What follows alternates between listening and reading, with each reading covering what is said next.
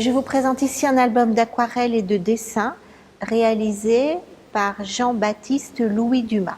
Cet album d'aquarelles et de dessins a été acquis par les Archives départementales de La Réunion en 1995.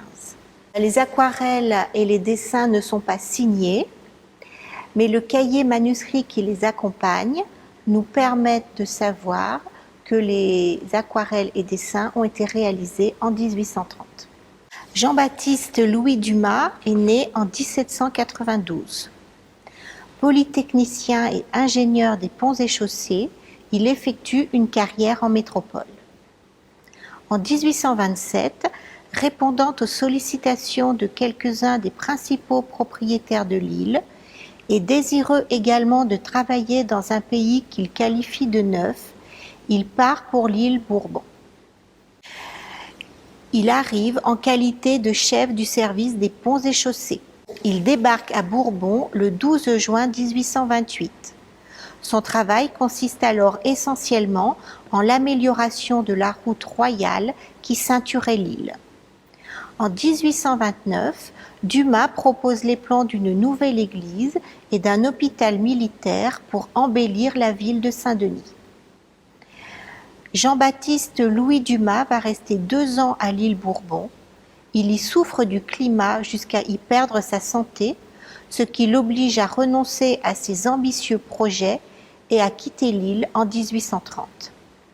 De son court séjour, nous conservons cependant quelques pièces administratives et l'album aujourd'hui présenté. Cet album fut conçu pour l'essentiel dans les semaines précédant son retour en métropole.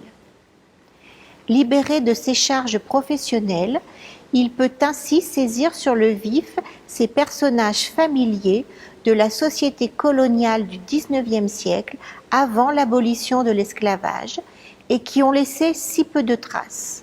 Le commandeur, le joueur de bobre, le porteur d'eau indien, le noir de pioche, la repasseuse, la cuisinière et ainsi de suite.